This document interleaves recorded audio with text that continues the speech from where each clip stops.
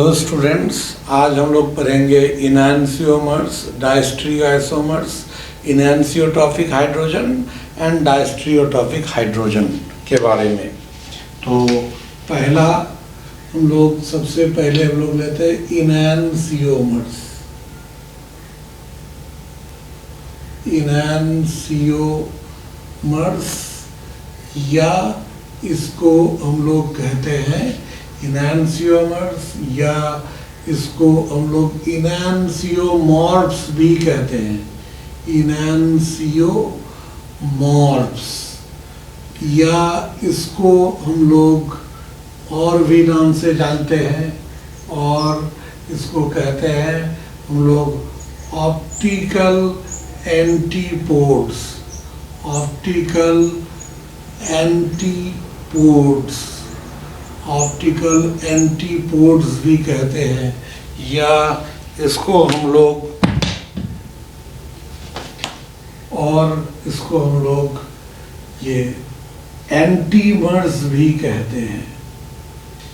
एंटीमर्स, ये इतने सारे नाम हैं इसके।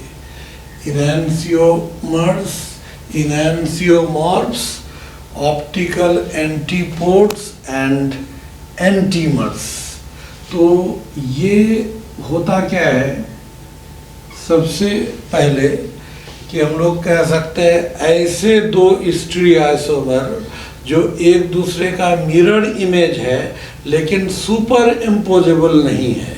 सुपर इम्पोजेबल जब नहीं होगा और एक दूसरे का मिरर इमेज होगा उसको हम लोग इनैंसियोमर्स कहते हैं। जैसे मान लीजिए हम लोग ये हैंड लिए, इस हाथ को प्लेन मिरर के सामने अगर रखेंगे तो हम लोग को उसका जो इमेज बनेगा लगेगा कि वहाँ लेफ्ट हैंड ऐसे रखा गया है।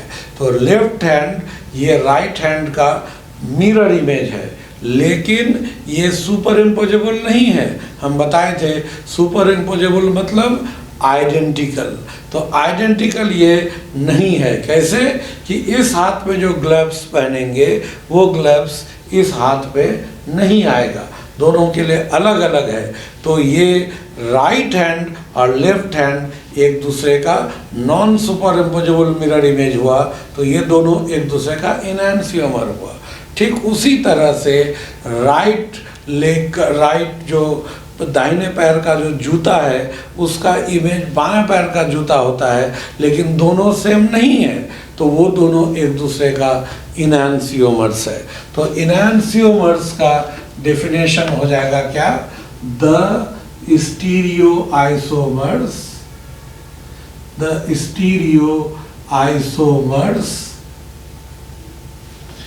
which are related to each other, as object and non super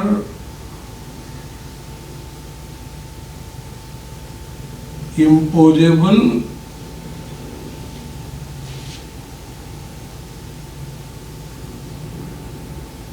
mirror image are called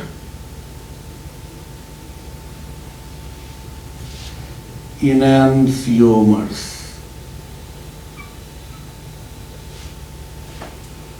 मतलब ऐसा स्टीरियोआइसोमर जो एक दूसरे से ऑब्जेक्ट और मिरर इमेज की तरह रिलेटेड हो उसको इनैंसियोमर्स कहते हैं। और ये कैसा होगा, नॉन सुपर इम्पोजेबल होगा।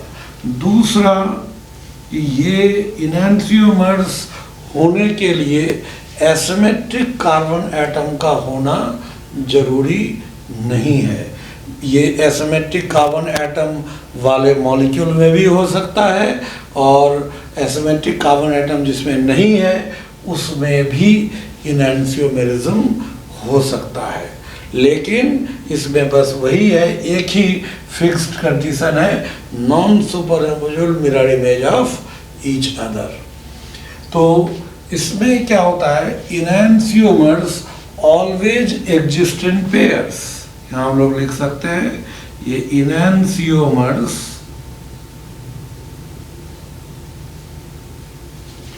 ऑलवेज एग्जिस्ट इन पेयर्स, हमेशा ये पेयर में होगा। पेयर में होने का क्या मतलब हुआ कि मान लीजिए कोई एक इनैंसियोमर, कोई एक स्टीरियोआइसोमर है ए, और यहाँ हम लोग को बंडल ऑफ स्टीरियोआइसोमर है B C D E F G, ये सब जो है ए का स्टीरियोआइसोमर है। लेकिन इस स्टीरियोआइसोमर में ए का इनैंसियोमर कौन आया, मान लीजिए एक नॉन सुपरइम्पोजेबल मिरर इमेज सी आया, और इसका एफ भी आया, नॉन सुपरइम्पोजेबल मिरर इमेज। तो यहाँ सी और एफ जो होगा हर हालत में आइडेंटिकल होगा, मतलब वो डिफरेंट हो ही नहीं सकता। कहने का मतलब एक स्टीरियोआइसोमर का इस पूरे यूनिवर्स में दूसरा केवल एक ही इनैंसियोमर होगा, इसलिए इनैंसियोमर्स always exist in pairs.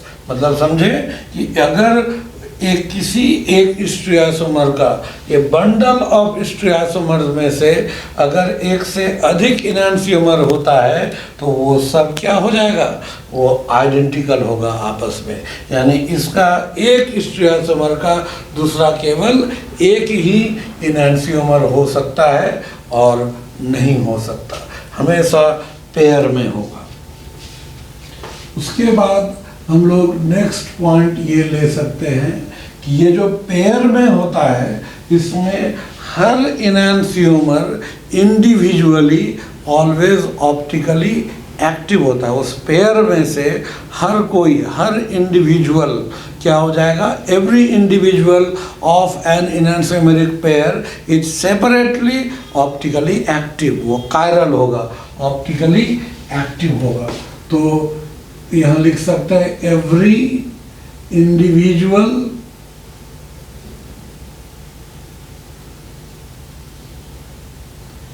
Of the enantiomeric pair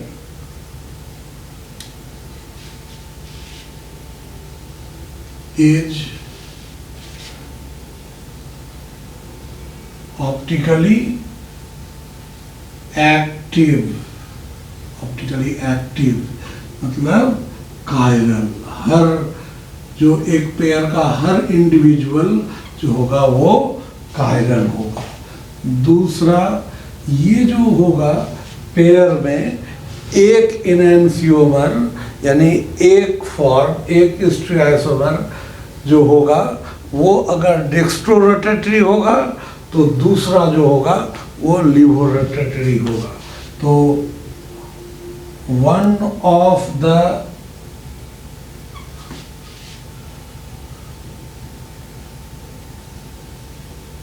स्टीरियोआइसोमर of enantiomeric pair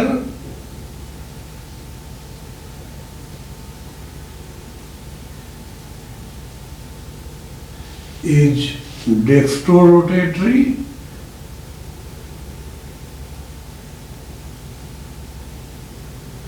while the another is levorotatory. ये एक डेक्स्ट्रो-रोटेटरी होगा तो एक लीवो-रोटेटरी होगा। उसके बाद क्या है कि ये दोनों का एंगल ऑफ रोटेशन सेम होगा। Both have same magnitude of angle of rotation, but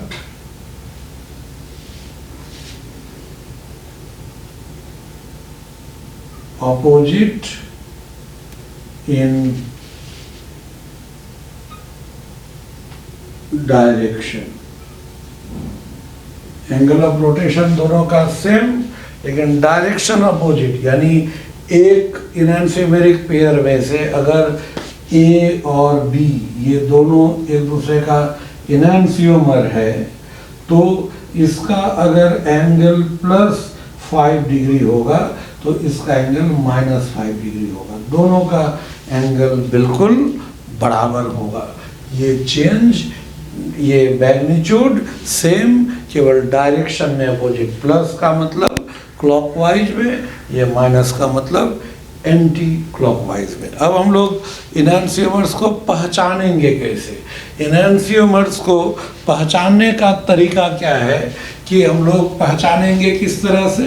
तो उसके लिए देखा जाता है कि अगर इनएंसियोमेरिज्म किसकी वजह से, एसिमेट्रिक कार्बन एटम की वजह से, तब तो पहचानना आसान है कि कॉन्फ़िगरेशन अपोजिट हो जाएगा, कॉन्फ़िगरेशन ठीक उल्टा होना चाहिए। लेकिन अगर एसिमेट्रिक कार्बन एटम के बिना है तब वहाँ पर सीधा हमको चेक करना पड़ेगा वो मिरर इमेज है कि नहीं है। तो जैसे हम लोग ये आइडेंटिफिकेशन, मतलब इस तरह से आइडेंटिफिकेशन,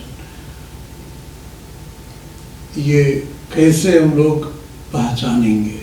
तो आइडेंटिफिकेशन हम लोग जो लेंगे कि तो पहला हम लोग कह सकते हैं कि if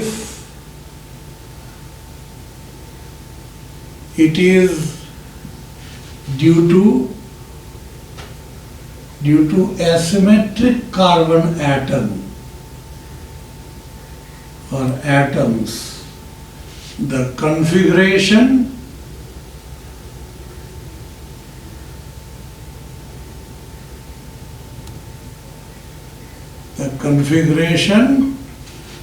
of corresponding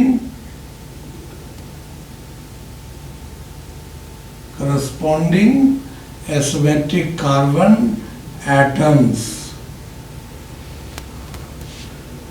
must be just opposite। बिल्कुल क्या होना चाहिए?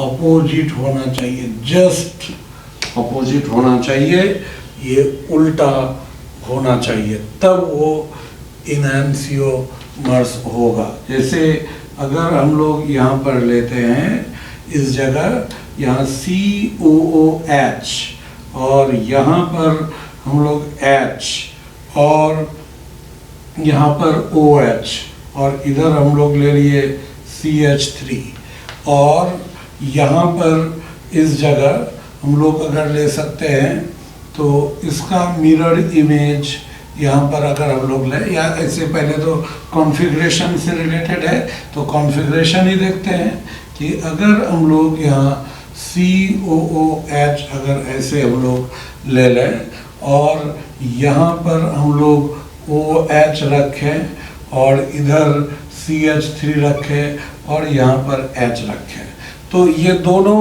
डायरेक्ट देख करके लग नहीं रहा है कि एक दूसरे का मिरर इमेज है, लेकिन यहाँ कॉन्फ़िगरेशन देखिए क्या होगा।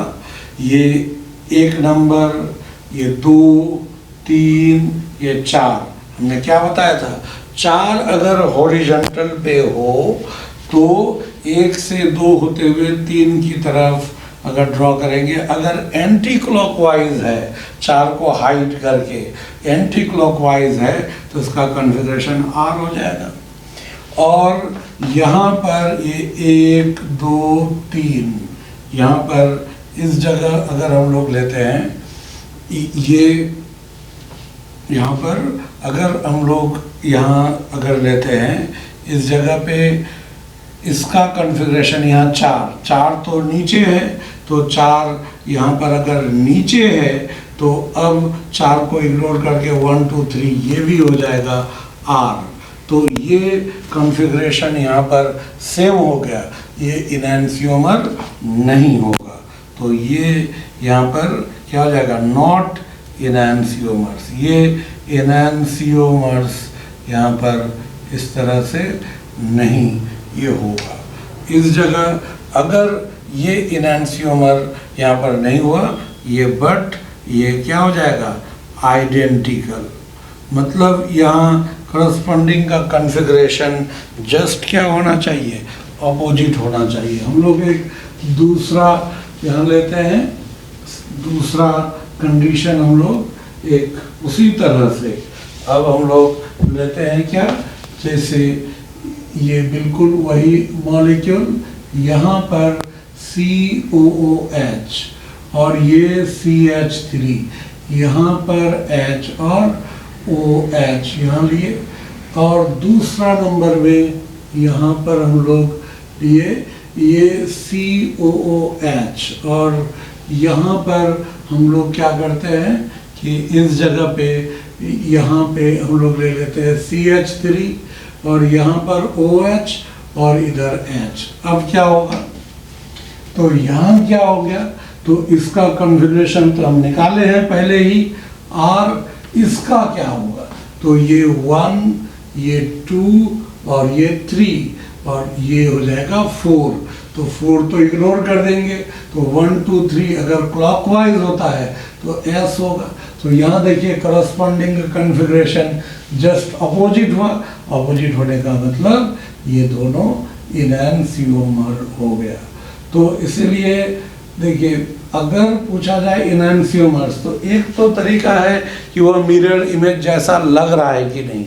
मिरर इमेज जैसा लग रहा है तो सीधा, लेकिन अगर कॉन्फ़िगरेशन अपोजिट है, एसिमेट्रिक कार्बन एटम के वजह से अगर है, तो आपको सिर्फ बेहतर होगा कि एसिमेट्रिक कार्बन एटम का आप कॉन्फ़िगरेशन ले लीजिए। कॉन्फ़िगरेशन अपोजिट होगा तो वो इनैंसियोमर होगा ही होगा।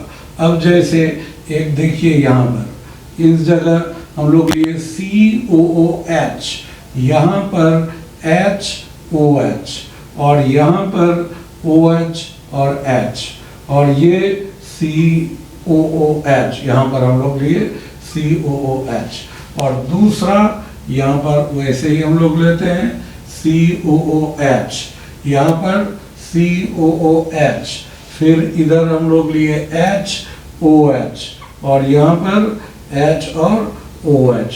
तो देखिए ये तो सीधा लग रहा है कि यहाँ पर क्या होगा, अगर मिरर रख दें तो उसका ये इमेज बनेगा। बिल्कुल तो अपीयर हो रहा है, ये दिख रहा है कि दोनों एक दूसरे का मिरर इमेज है।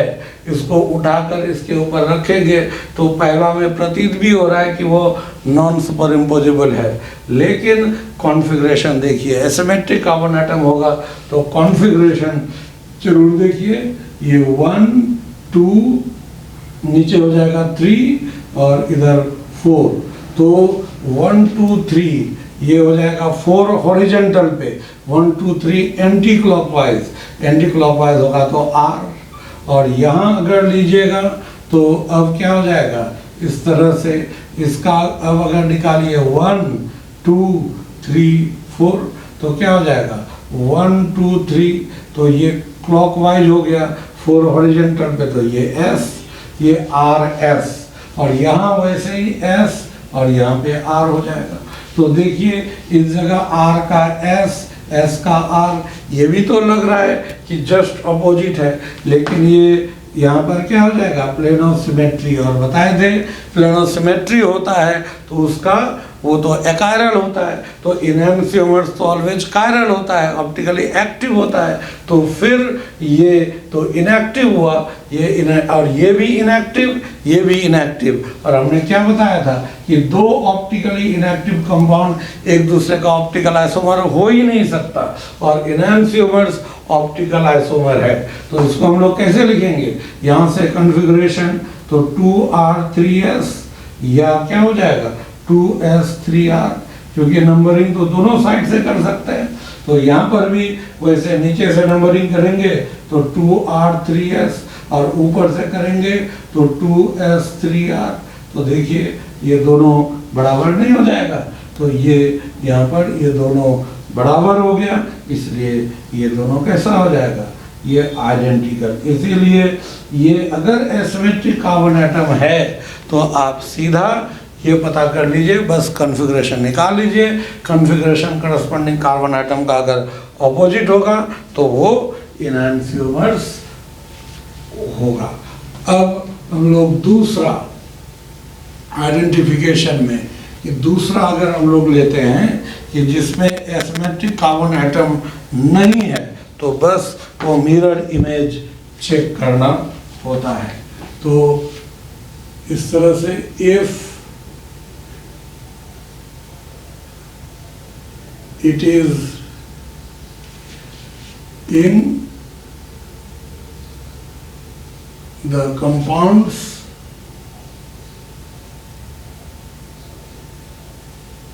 without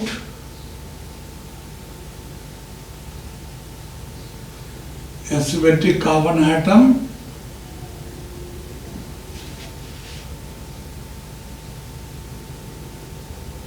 they must appear as object and non-superimposable mirror image। तो जैसे C double bond C double bond C यहाँ लिए। अब यहाँ पर हम लोग ले लिए CH3 और यहाँ पर H, और इधर हम लोग अगर ले लेते हैं तो यहाँ पर ऐसे ले लिया जाएगा। इस तरह से एक मान लीजिए ऐसे हम लोग लेते हैं कि यहाँ पर ऐसे वेज हो गया, इधर वेज H, और इधर ये डैश के रूप में हम लोग ले लिए CH3। तो यहाँ पर क्या होगा, इस जगह ये जो मॉलिक्यूल हम लोग लिए तो ये प्लेन में है, ये प्लेन में है, और यहाँ पर ये उसका परपेंडिकुलर है। तो इसका इमेज कैसा दिखेगा अब, तो इसको अगर हम लोग इस तरह से रखें तो इसका इमेज अगर हम लोग यहाँ रखते हैं मिरर, तो इसका तो इमेज इस तरह का आएगा, ये पीछे चला जाएगा, इधर CH3 होगा, और इस साइड ये वेज में H आ जाएगा, और फिर डबल बॉन्ड C, और इधर ये CH3 और H यहाँ पर।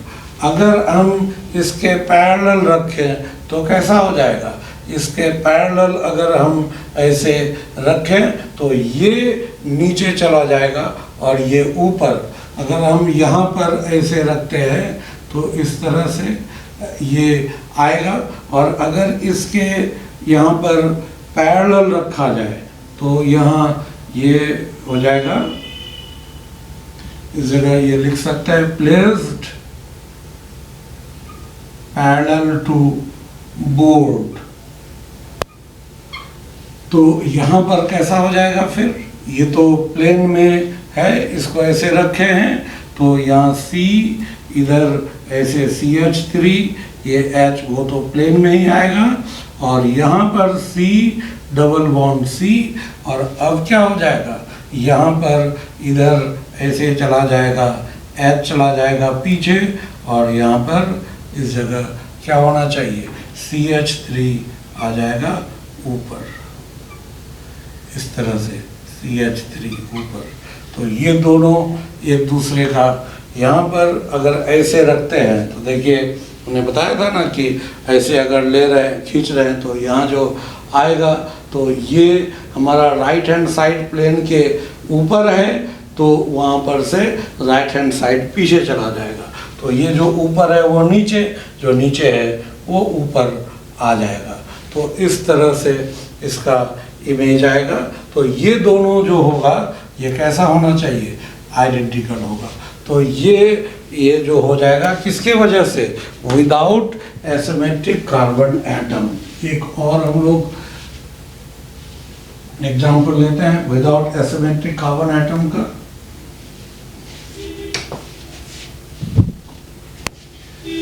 ये जैसे हम लोग यहाँ पर ऐसे लिए, अगर हम लोग बेंजीन रिंग और यहाँ पर इस जगह हम लोग ऐसे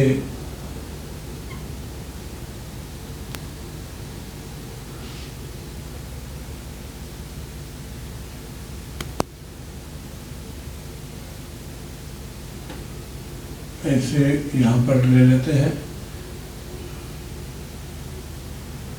और यहाँ पर अगर हम लोग लेते हैं COOH, ये NO2, तो यहाँ पर तो ऐसे डैश में चला जाएगा COOH, और ये यहाँ पर ऐसे ऊपर हो जाएगा NO2।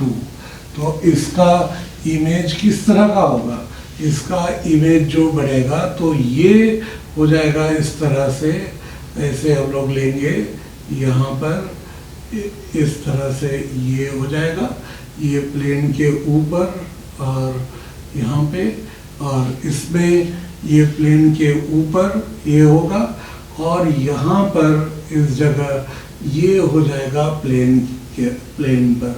तो यहाँ पर क्या होना चाहिए इस जगह, तो यहाँ पर ऐसे ये COOH, और ये यहाँ पर हो जाएगा इस जगह NO2, और फिर यहाँ हो जाएगा COOH, और यहाँ पर NO2। ये एक दूसरे का मिरर इमेज होगा यहाँ, लेकिन ऐसे रखना पड़ेगा। फिर यहाँ रखिएगा तो इसके परपेंडिकुलर, इसके पैरेलल रखिएगा, फिर दूसरा बन जाएगा। तो ये दो एक दूसरे का क्या हो जाएगा, यहाँ पर ये मिरर इमेज है, तो ये भी दोनों एक दूसरे का क्या हो जाएगा, इनैनसियोमर्स होगा।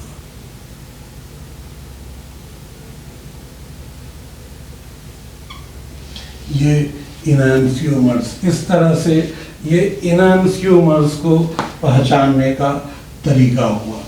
अब इसके बाद क्या होता है, इनैनसियोमर्स में क्या होगा, इनैनसियोमर्स का सारा फिजिकल प्रॉपर्टी सेम होता है except their behaviour towards plane polarized light. तो हम लोग लिख सकते हैं इनैनसियोमर्स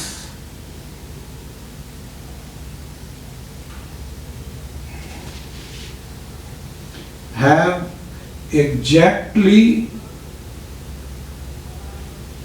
same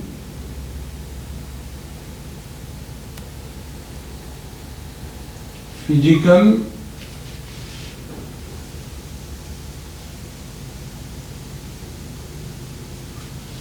properties except their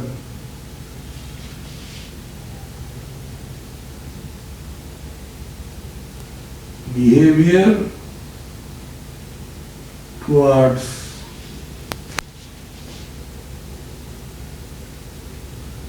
plane polarized light। Plane polarized light के प्रति उसका बिहेवियर डिफरेंट होता है, लेकिन इस बिहेवियर को हम लोग यूज नहीं कर सकते हैं इनैनसियोमर्स को एक दूसरे से अलग करने के लिए। इसका boiling point, melting point, solubility, ये सारा चीज सेम होगा। इस वजह से फिजिकल मेथड के द्वारा इनैनसियोमर्स को अलग नहीं किया जा सकता। इसलिए लिख सकते हैं so they can not be separated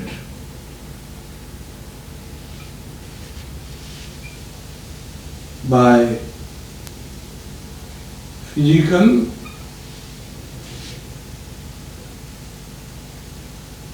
methods of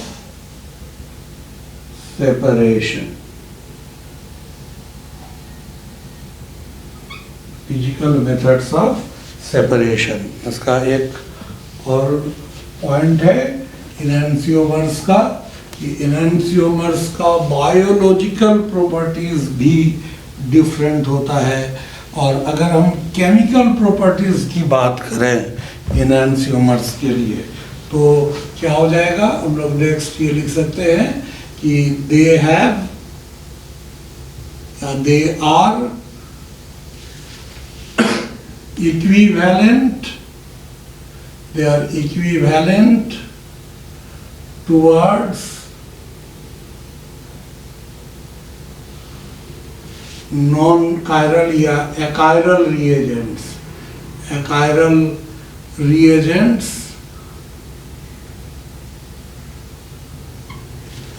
but non-equivalent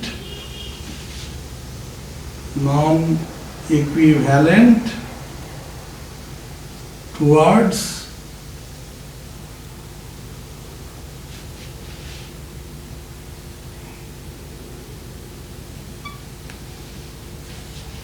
chiral reagent।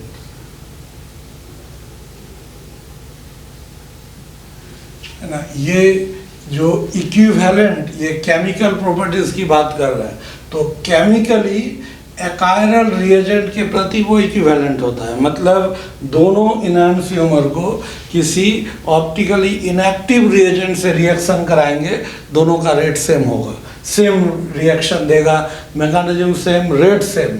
लेकिन जब वो कायरल रिएजेंट होगा तो वहाँ रिएक्शन का मैकेनिज्म सेम होता है, केवल रिएक्शन का रेट डिफरेंट हो जाता है। इसीलिए वो कैसा होता है, non equivalent towards chiral reagent. मान लीजिए यहाँ पर ए, ऐसे सपोज करते हैं ए एंड बी, ये दोनों क्या है, एक दूसरे का स्टीरियो आइसोमर्स है, ये स्टीरियो आइसोमर्स है।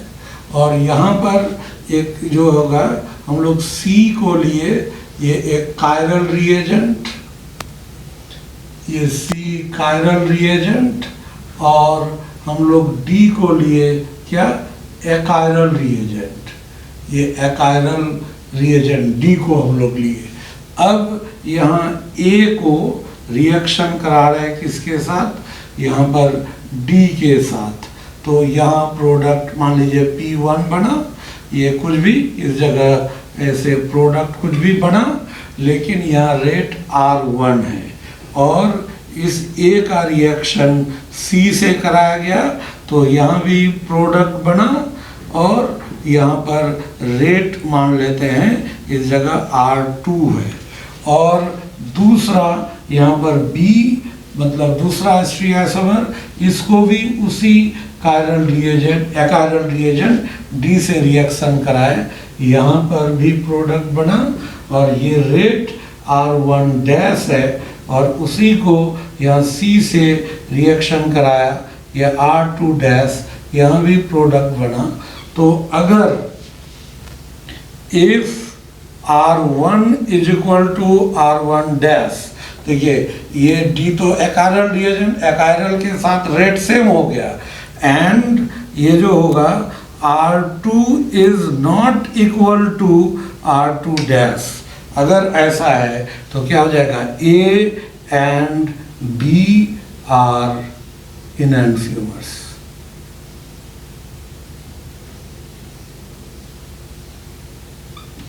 ये इनैंसियोमर्स होगा। ये देखिए एकायरल रिएजेंट के साथ रेट सेम हो गया और कायरल रिएजेंट के साथ रेट डिफरेंट हो गया, तो इस तरह से ए और बी एक दूसरे का क्या हो जाएगा, ये इनैंसियोमर हो जाएगा। तो इनैंसियोमर्स का ये केमिकल प्रॉपर्टीज हम लोग लेंगे। अब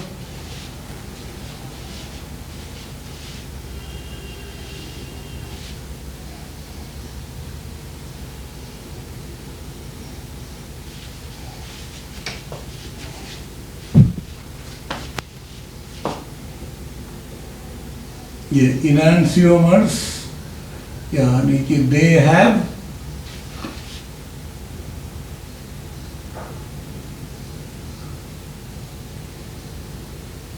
different biological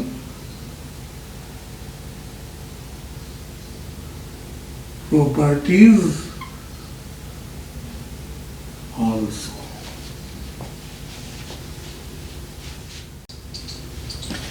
Stereoisomers, ये क्या आता है? The stereoisomers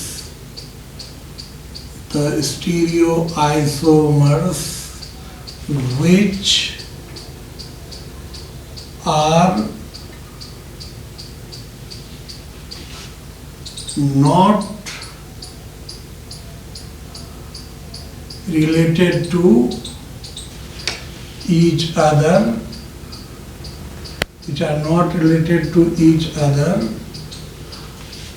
as object and mirror image,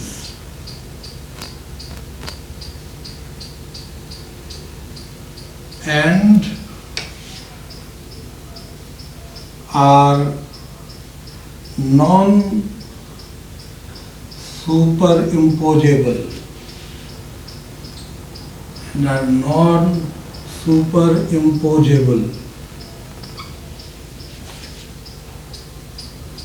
are called stereoisomers. मतलब ऐसा स्टीरियोआइसोमर जो नॉट रिलेटेड, एक जैसे इनैंसियोमर में क्या था, एक ऑब्जेक्ट होगा तो दूसरा उसका मिरर इमेज होगा, यहाँ ऐसा नहीं है, वो not related to each other as object and mirror image, और साथ ही साथ ये नॉन सुपर इम्पोजेबल है, मतलब आइडेंटिकल नहीं है। सुपर इम्पोजेबल होता तो आइडेंटिकल होता, आइडेंटिकल नहीं है तब ये डायस्टीरियो आइसोमर होगा। डायस्टीरियोसोमर्स जो होता है हम लोग ये कह सकते हैं कि वो नेसेसरीली ऑप्टिकली एक्टिव होगा ही, ये जरूरी नहीं है। जैसे बताए थे इनैंसियोमर्स हमेशा पेयर में होता है और उस पेयर का हर एक फॉर्म ऑप्टिकली एक्टिव है, तो यहाँ लेकिन ऐसा नहीं है, तो यहाँ पर दे may not exist in pairs, ये पेयर में एग्जिस्ट होगा ये जरूरी नहीं है। मतलब क्या हुआ कि अगर ए कोई एक स्टीरियोआइसोमर है और यहाँ बंडल ऑफ स्टीरियोआइसोमर उसका B C D E F G H इस तरह का, ये सब जो है इस स्टीरियोआइसोमर का, इस कंपाउंड का ये सारे स्टीरियोआइसोमर है, ये भी एक स्टीरियोआइसोमर है और ये उसका बाकी और स्टीरियोआइसोमर है। मान लीजिए ए का यहाँ पर डी हम लोग को मिला, डी एक मिला कि जो ऑब्जेक्ट और मिरर इमेज की तरह रिलेटेड नहीं है और सुपर इम्पोजेबल भी नहीं है, यानी ए का डायस्टीरियोसोमर डी मिला, ए का डायस्टीरियोसोमर यहाँ पर जी भी मिला। मान लीजिए ए का डायस्टीरियोसोमर डी मिला, ए का डायस्टीरियोसोमर जी, तो अब ये दोनों क्या होगा, एनांसियोमर के केस पे ये दोनों आइडेंटिकल ही था, लेकिन यहाँ पर क्या हो जाएगा, ये आइडेंटिकल नहीं भी हो सकता है, मे नॉट बी आइडेंटिकल।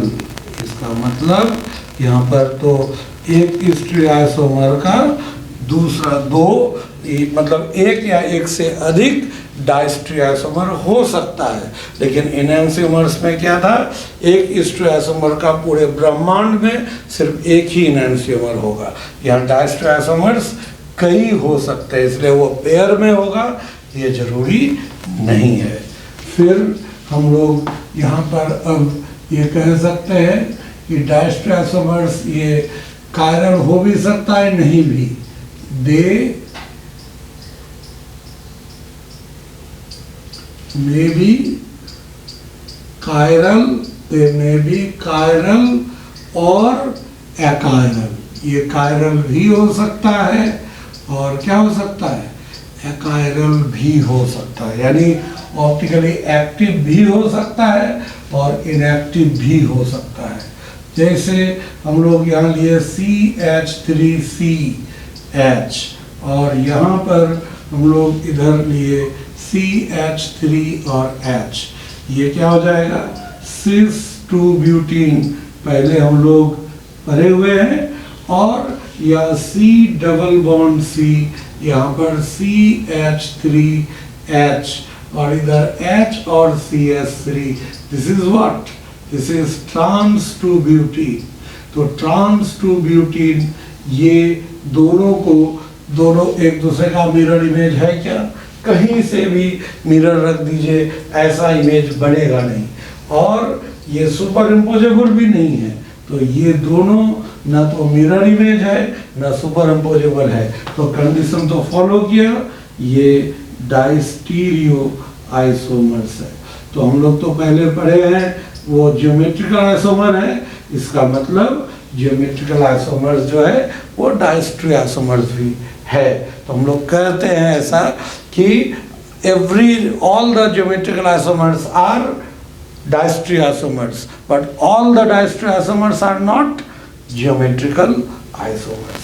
यहाँ ये कहा जा सकता है, इस जगह नोट में हम लोग याद रखें इस तरह से, all the geometrical isomers are diastereo isomers, but all the diastereo isomers are not geometrical isomers। इस तरह से ये ज्योमेट्रिकल आइसोमर है, ये डायस्ट्रियो आइसोमर भी होगा। इसमें होता है क्या, डायस्ट्री आइसोमर के लिए जैसे इनैंसियोमर में बताएं कि एसिमेट्रिक कार्बन एटम के साथ भी हो सकता है या बिना एसिमेट्रिक कार्बन एटम के भी हो सकता है। तो डायस्ट्री आइसोमरिज्म भी ये क्या हो सकता है, एसिमेट्रिक कार्बन एटम के साथ भी हो सकता है, विदाउट एसिमेट्रिक कार्बन एटम का भी हो सकता है। तो ये तो यहाँ पर विदाउट एसिमेट्रिक कार्बन एटम का है। अगर एसिमेट्रिक कार्बन एटम के वजह से डायस्ट्री आइसोमरिज्म है तो उसमें कम से कम यहाँ क्या हो जाएगा, 2 एसिमेट्रिक कार्बन एटम होना चाहिए, कम से कम 2 एसिमेट्रिक कार्बन एटम का होना जरूरी है। तो यहाँ हम लोग ऐसा कह सकते हैं, if diastereo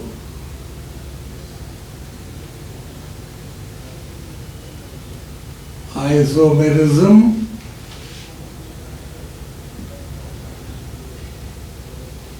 is due to any asymmetry is due to asymmetric carbon atom, the number of asymmetric carbon atom must be 2 or more than 2, कम से कम 2 या 2 से अधिक होना चाहिए। और इसका यहाँ पर for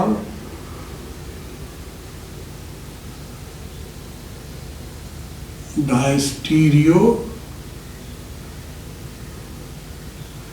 isomerism, the configuration of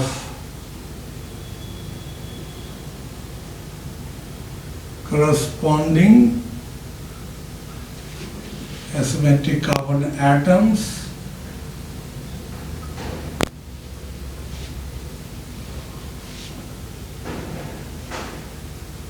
should be neither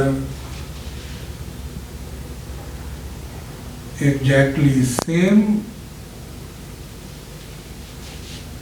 nor just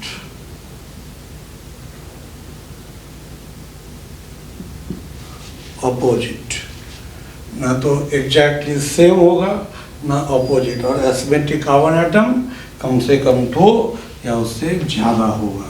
example यहाँ पर हम लोग लेते हैं, जैसे ये COOH और COOH, यहाँ पर OH और H, यहाँ पर OH H, और दूसरा यहाँ हम लोग लिए COOH और फिर COOH, और यहाँ पर हम लोग इधर HOH ले लिए और यहाँ इसको उल्टा दिए। तो यहाँ क्या होगा, इसका कॉन्फ़िगरेशन पहले बताए थे R, ये S, और इसका R और R।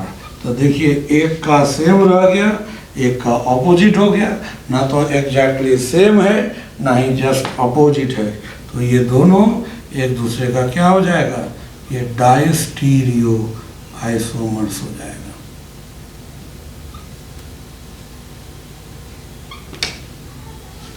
ये डायस्टीरियो आइसोमर्स हो जाएगा। अगर एसिमेट्रिक कार्बन एटम के वजह से डायस्टीरियो आइसोमरिज्म है तो हम लोग क्या कहेंगे कि उसमें कम से कम 2 एसिमेट्रिक कार्बन एटम होना चाहिए, या 2 से ज़्यादा भी हो सकता है, और करस्पॉन्डिंग एसिमेट्रिक कार्बन एटम का कॉन्फ़िगरेशन ना तो एग्जैक्टली सेम होगा ना ही जस्ट अपोजिट होगा। तो ये हम लोग यहाँ पर एक एग्जाम्पल इस तरह से हम लोग लेंगे। दूसरा एग्जाम्पल हम लोग लेते हैं,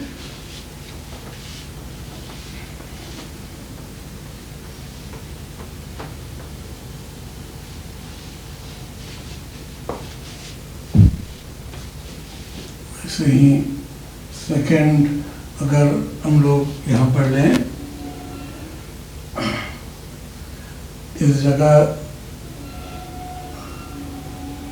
यहाँ पे COOH और इधर H और OH, इधर हम लोग OH H, और यहाँ पर OH H, और इधर हम लोग लिए CH3।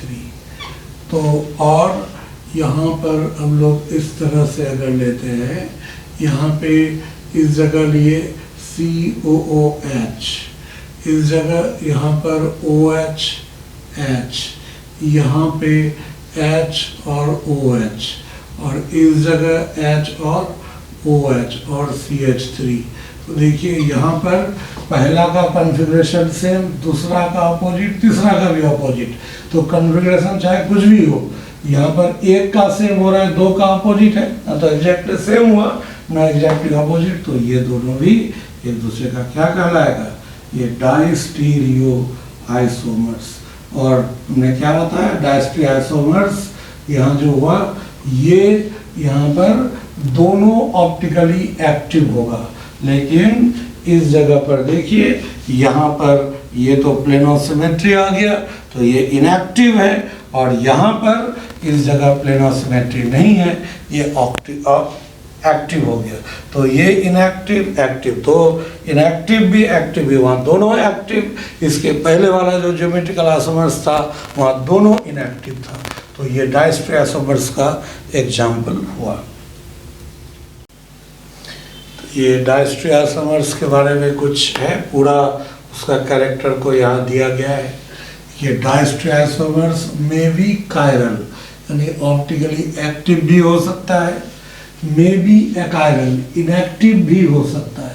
जब इनएक्टिव होगा तो 2 कंडीशन आएगा, या तो वो मेजो फॉर्म होगा, मेजो पढ़ेंगे अभी हम लोग, तो ये मेजो फॉर्म होगा, या फिर stereo isomers at double bond. जो डबल बॉन्ड पे जो होता है ना ज्योमेट्रिकल आइसोमर्स, तो वो ज्योमेट्रिकल आइसोमर्स होगा, वो तो ऑप्टिकली इनएक्टिव होता है। डायस्टीरियो आइसोमर्स का नाम लिखते हैं CIP rule, Cahn Ingold Prelog's rule से, जिसमें EZ होता है है ना, और RS सिस्टम होगा। डायस्ट्री आइसोमर्स एसाइक्लिक भी हो सकता है, साइक्लिक भी हो सकता है, एल्किन भी हो सकता है। अगर एसाइक्लिक होगा यानी ओपन चेन कंपाउंड है तो उसमें दो या दो से अधिक स्टीरियो सेंटर या कहने का मतलब वैसा सेंटर जिसकी वजह से स्टीरियो आइसोमेरिज्म डेवलप होता है, मतलब एसिमेट्रिक कार्बन एटम ही हुआ यहाँ पर। तो अगर एसाइक्लिक कंपाउंड में डायस्ट्री आइसोमेरिज्म होगा तो उसमें दो या दो से अधिक एसिमेट्रिक कार्बन एटम होना चाहिए। साइक्लिक भी हो सकता है, तो साइक्लिक में भी दो या दो से अधिक एसिमेट्रिक कार्बन एटम होना चाहिए। उसके बाद यहाँ पर एल्कीन में अगर है तो एल्कीन में क्या होगा, with stereochemistry at double bond, यानी कि वही cis trans geometrical isomerism double bond, तो इसमें क्या होगा, विथ सब्स्टिट्यूएंट्स, यहाँ भी एसिमेट्रिक कार्बन एटम के लिए सब्स्टिट्यूएंट चाहिए और वो किस रूप में रहेगा, सिस ट्रांस। यानी कि ये क्लियर हो गया कि सिस ट्रांस जो है ज्योमेट्रिकल आइसोमर्स जो है वो भी डायस्टीरियो आइसोमर्स होगा।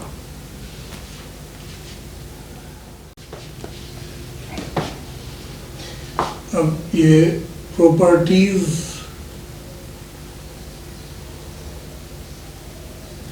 of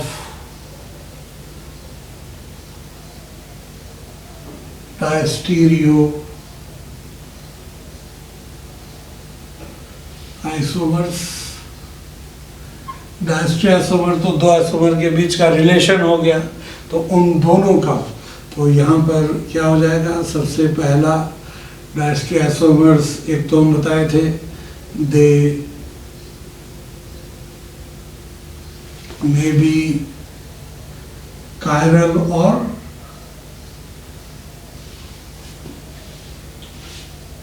achiral, ऑप्टिकली एक्टिव या इनएक्टिव हो सकता है। ये दे हैव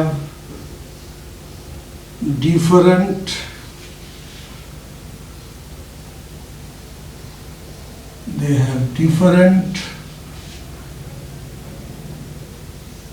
physical properties,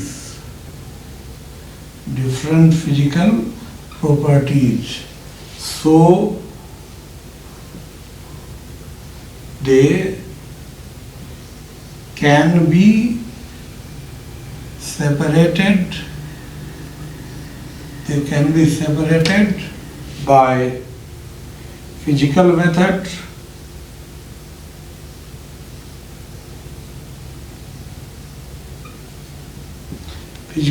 से इसको सेपरेट कर सकते हैं। तीसरा क्या है, they are non equivalent,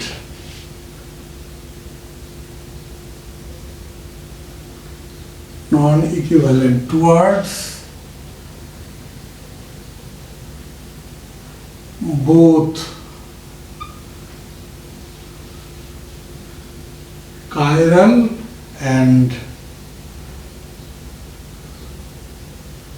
achiral reagents।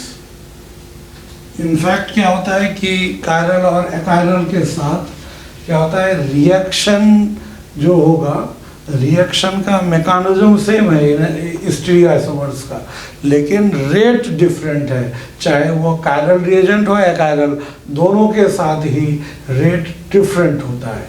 इसीलिए हम लोग ये कह सकते हैं they are non equivalent towards both chiral and achiral reagent. जबकि एनान्सिमर में क्या था कि वो कायरल के प्रति नॉन इक्विवेलेंट और अकायरल के प्रति इक्विवेलेंट था, तो यहाँ पर ये चेंज हो गया। तो ये हो जाएगा डायस्टीरियो आइसोमर्स के लिए। लोग हम पढ़ते हैं pseudo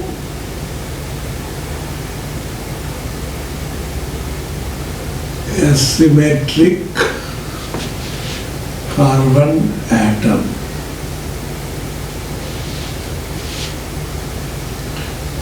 pseudo asymmetric carbon atom, इसमें स्यूडो मतलब तो जानते ही हैं, ये फॉल्स होता है। स्यूडो का मतलब फॉल्स, यानी false asymmetric carbon atom. False asymmetric carbon atom क्या होता है? कुछ कार्बन एटम ऐसा होगा जो कुछ परिस्थिति में कायरल हो जाएगा, कुछ परिस्थिति में कायरल नहीं होगा, तो उसको हम लोग कहेंगे pseudo asymmetric carbon atom. Is the carbon atom which is the carbon atom which is sometimes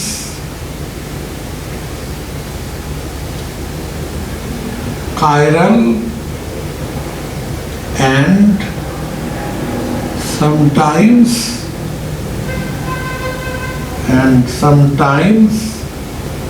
achiral.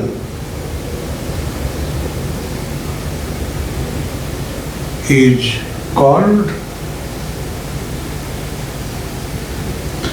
pseudo asymmetric carbon atom. मतलब जो कभी कायरल है तो कभी एकायरल है। एक एग्जाम्पल से हम लोग समझते हैं इसको। एग्जाम्पल जैसे हम लोग यहाँ लेते हैं CH3, CH double bond CH, और यहाँ पर CHCl, और फिर CH double bond CH, CH3। अब देखिए इसमें कोई कायरल कार्बन है? ये कायरल है? ये तो नहीं होगा। इसमें तीनों हाइड्रोजन है। ये sp2 ये तो होगा नहीं।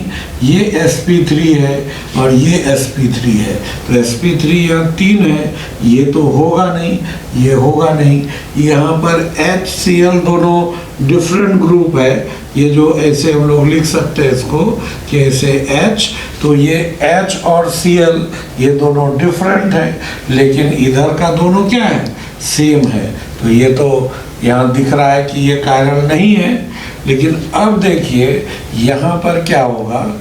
ये जो होगा इस जगह पे हम लोग ऐसे लिख सकते हैं कि C डबल बॉन्ड C, और यहाँ पे हम लोग लिखे CH3H, और यहाँ पर H, और यहाँ C, ऐसे इधर H और ये Cl, और फिर यहाँ CH डबल बॉन्ड CH और ये CH3। तो इधर वाला क्या हो गया? ये सिस फॉर्म, और ये भी क्या है? सिस। तो ये दोनों तरफ का ग्रुप सेम हो गया, तब ये कार्बन क्या हो जाएगा? This is achiral. अब हम लोग इसका दूसरा फॉर्म लेते हैं।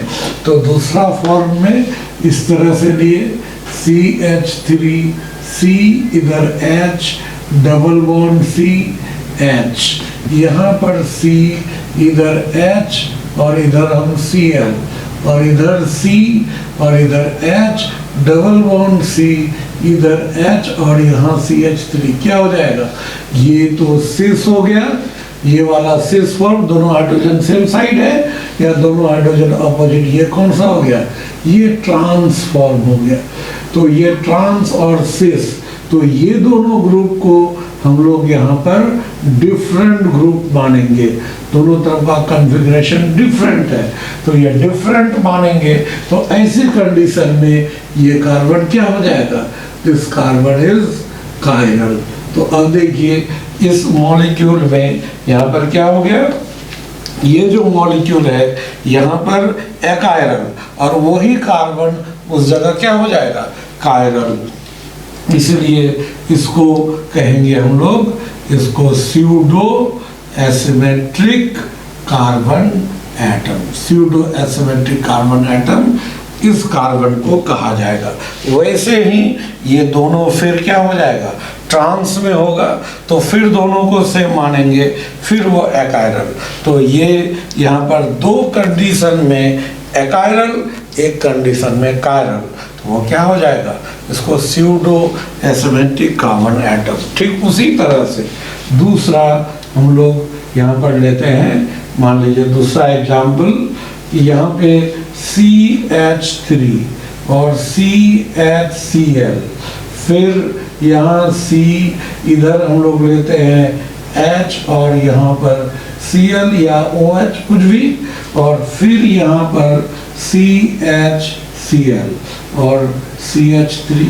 तो देखिए यहाँ पर ये कार्बन एटम एसिमेट्रिक है, ये कार्बन एटम एसिमेट्रिक है, लेकिन ये यहाँ पर एसिमेट्रिक तो नहीं दिख रहा है क्योंकि ये दोनों डिफरेंट है, ये दोनों ग्रुप सेम है।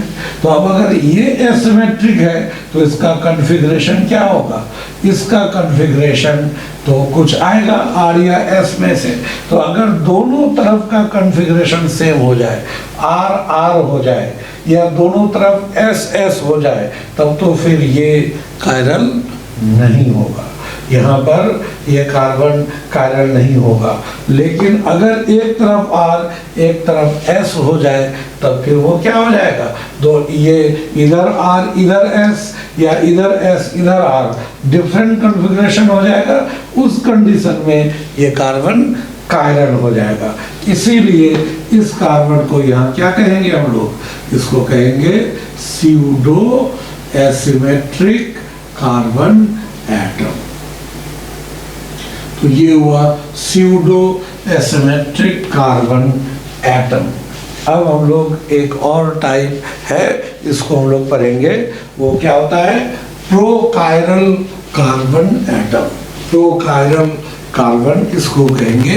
अब वो हम लोग देखते हैं।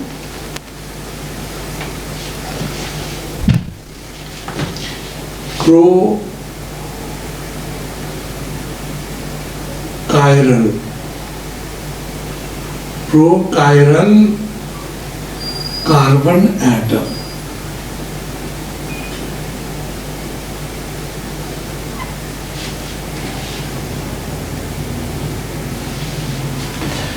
ऐसा कार्बन एटम जो कायरल है नहीं, लेकिन वहाँ अगर कुछ रिएक्शन हो तो उससे वो कार्बन कायरल में कन्वर्ट हो जाए। जैसे मान लीजिए हम लोग यहाँ पर एक कार्बन लिए और इधर हम लोग कोई भी एक ग्रुप हम लोग लेते हैं, इधर X है इधर Y है और यहाँ पर हाइड्रोजन और इधर हाइड्रोजन, तो ये दोनों तो डिफरेंट है, ये दोनों हाइड्रोजन, तो ये कार्बन कायरल नहीं है। लेकिन अब अगर हम लोग इस जगह हाइड्रोजन को हटाकर वहाँ पर हम लोग एक Cl जोड़ देते हैं, तो या मान लीजिए हाइड्रोजन को हटाकर कोई एक ग्रुप Z जोड़ देते हैं, तो क्या हो जाएगा, HC, इधर X हो गया, इधर Y हो गया, इधर Z हो गया। तो अब ये क्या हो जाएगा, ये एसिमेट्रिक हो गया। तो ये तो कायरल, लेकिन ये कायरल नहीं है। और इस कार्बन एटम के किसी एक एटम को रिप्लेस कर दिया गया दूसरे एटम या ग्रुप से। जनरली वो हेलोजन ही होता है, लेकिन दूसरा ग्रुप भी हो सकता है। उसको अगर रिप्लेस कर दे तब वो कायरल बन जाए, तब इस कार्बन को हम लोग क्या कहेंगे, ये प्रोकायरल कार्बन एटम। प्रो मतलब पहले, कायरल से पहले, जो कायरल था नहीं लेकिन वहाँ रिएक्शन हुआ तो उससे वो कायरल में कन्वर्ट हो गया, उसको प्रोकायरल कार्बन एटम कहेंगे। तो अब जैसे एग्जाम्पल अगर हम लोग लेते हैं, यहाँ पर CH3, ऐसे CH3, CHH, फिर यहाँ CHH और फिर यहाँ CHH और H। इसमें प्रोकायरल कार्बन कौन होगा, ये होगा। यहाँ पर कोई एक हाइड्रोजन हटाकर दूसरा ग्रुप जोड़े, ये दोनों तो सेम है, तो ये तो प्रोकायरल नहीं होगा, है ना। ये प्रोकायरल, ये जो होगा ये नहीं होगा। यहाँ पर अगर इन दोनों हाइड्रोजन में से एक को हटा दें तो देखिए ये मिथाइल, इधर नीचे इथाइल, एक को हटा देंगे ये दोनों डिफरेंट, ये हो जाएगा। तो दिस कार्बन इज प्रोकायरल कार्बन। उसी तरह से ये भी हो जाएगा क्या, प्रोकायरल कार्बन, लेकिन ये फिर नहीं होगा। तो यहाँ 2 प्रोकायरल कार्बन हो गया। अब अगर हम लोग इस तरह से एक मॉलिक्यूल लिए, यहाँ प्रोकायरल कार्बन होगा, इस जगह कहीं पर भी अगर हम लोग किसी भी जगह, यहाँ जो 2 हाइड्रोजन है, ये सब पोजीशन इक्विवेलेंट, किसी भी हाइड्रोजन को हटाकर दूसरा ग्रुप जोड़ देंगे, ये तो सेम होगा। तो यहाँ प्रोकायरल कार्बन है ही नहीं, एक भी नहीं होगा। लेकिन अगर यहाँ पर हम लोग लेते हैं इस जगह पे, मान लीजिए डबल बॉन्ड O, अब क्या होगा, यहाँ पर दोनों हाइड्रोजन में से एक हाइड्रोजन को हटाएंगे तो ये प्रोकायरल बन जाएगा। तो ये प्रोकायरल होगा, ये भी होगा, ये भी होगा, ये भी होगा, लेकिन ये प्रोकायरल नहीं होगा। तो यहाँ प्रोकायरल सेंटर कितने हो जाएंगे, इस जगह 4 प्रोकायरल सेंटर होंगे। इस तरह से ये प्रोकायरल कार्बन एटम हम लोग चेक करते हैं। अब प्रोकायरल जब हो गया, अब इसका यूज हम लोग लेंगे, इसमें इसका यूज करेंगे ये इनैनिसोटॉपिक हाइड्रोजन और डायस्टीरियोटॉपिक हाइड्रोजन में। अब हम लोग नेक्स्ट ये टॉपिक लेते हैं, इनैनिसोटॉपिक हाइड्रोजन एटम्स।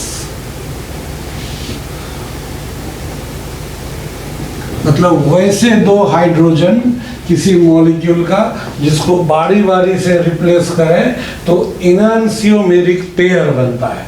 जैसे अभी हमने बताया कि मान लीजिए हम लोग यहाँ लेते हैं इस जगह, यहाँ C, और इधर मान लीजिए हम लोग ले लिए यहाँ पर इथाइल ग्रुप है, इधर क्या है, मिथाइल ग्रुप है, यहाँ H है और इधर भी H है।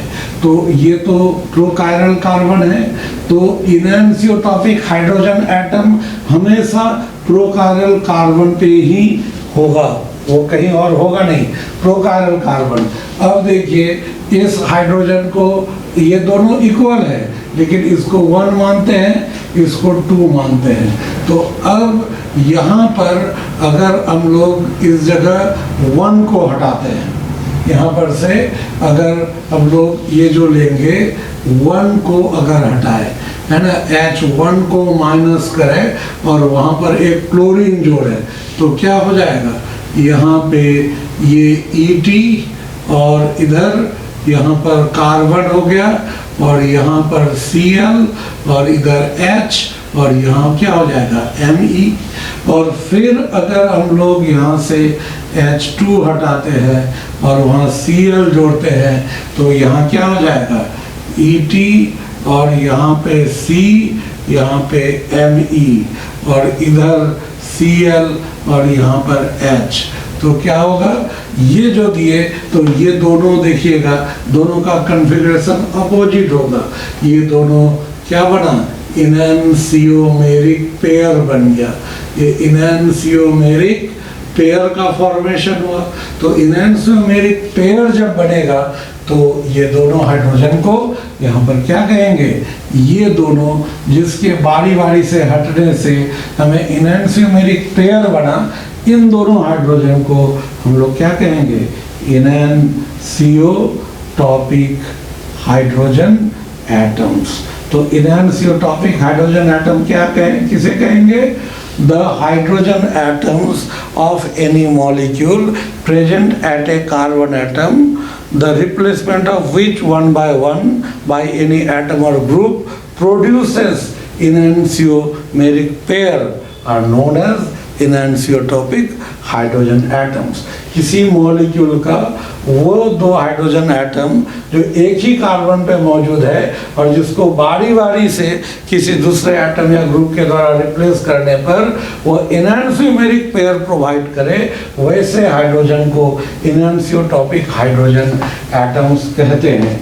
तो इनैनिसोटॉपिक हाइड्रोजन एटम्स क्या होता है, इक्विवेलेंट, ये दोनों हाइड्रोजन क्या होगा, इक्विवेलेंट टुवर्ड्स एकायरल रिएजेंट, बिल्कुल इनैनिसोमर की तरह ही, इक्विवेलेंट टुवर्ड्स एकायरल रिएजेंट्स मतलब कोई ऑप्टिकली इनएक्टिव रिएजेंट है तो उसके साथ रिएक्शन करेगा तो दोनों का रेट बराबर होगा, but non equivalent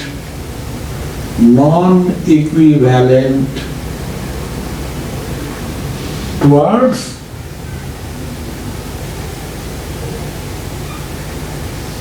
chiral reagents,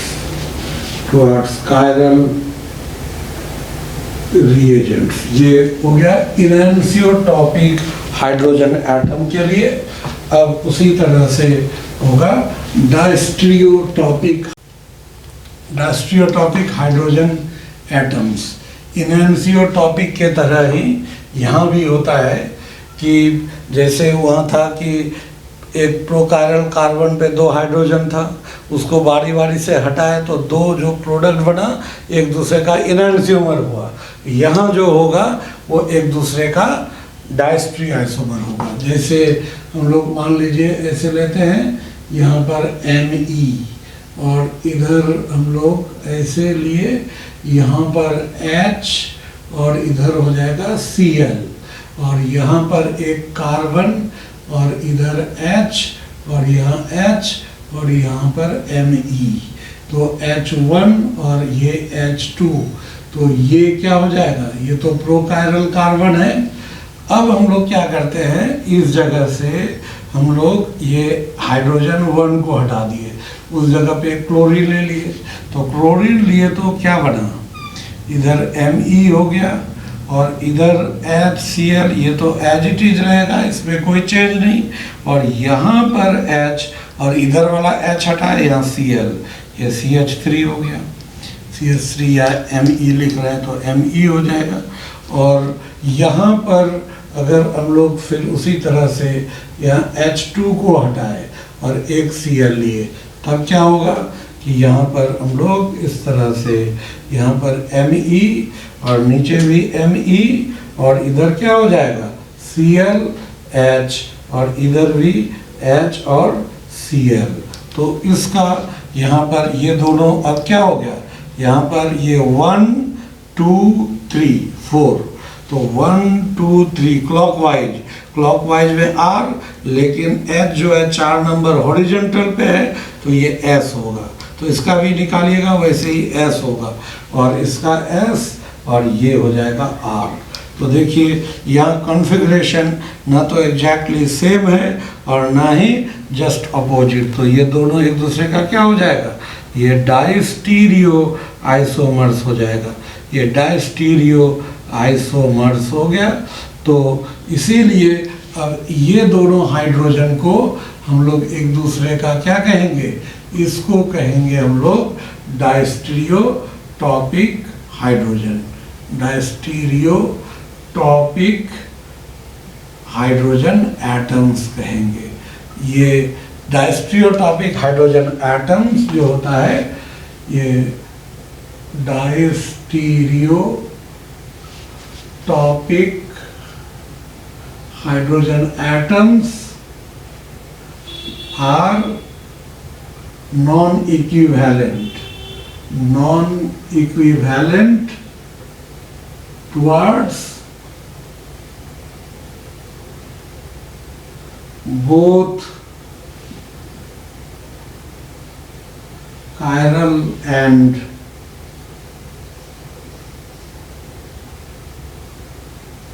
achiral reagents। ये इसमें देखिए डायस्ट्रियोटॉपिक में भी हाइड्रोजन प्रोकायरल से रहता है, इनएंसियोटॉपिक में भी हाइड्रोजन प्रोकायरल से जुड़ा रहता है, लेकिन अंतर क्या है, डायस्ट्रियोटॉपिक के लिए एक एसिमेट्रिक कार्बन एटम यहाँ पहले से रहना है, पहले से एक एसिमेट्रिक कार्बन एटम होगा ही होगा।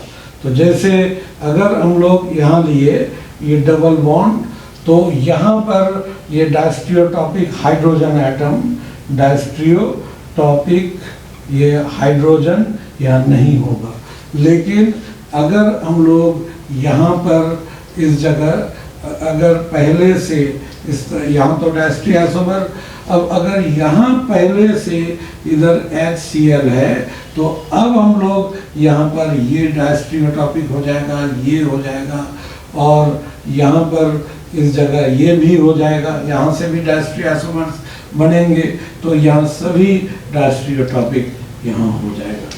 लेकिन एक पहले से ऐसा कोई कार्बन नहीं है जो कायरल बन जाए, जैसे ये भी कायरल नहीं है, लेकिन जैसे यहाँ पर जो जोड़ेंगे कुछ भी ग्रुप हाइड्रोजन को हटाकर ये कायरल बन जाएगा। तो ये कायरल एक जनरेट हो गया जो पहले से है, और यहाँ एक नया बना। तो यहाँ जो दो हाइड्रोजन है, एक इधर से हटेगा, एक इधर से हटेगा, तो डायस्ट्रियासोमर बनेगा। तो यहाँ जो दोनों हाइड्रोजन होंगे वो डायस्ट्रियोटॉपिक हाइड्रोजन एटम होंगे। ठीक है, इसके बाद फिर हम लोग अगले वीडियो में पढ़ेंगे।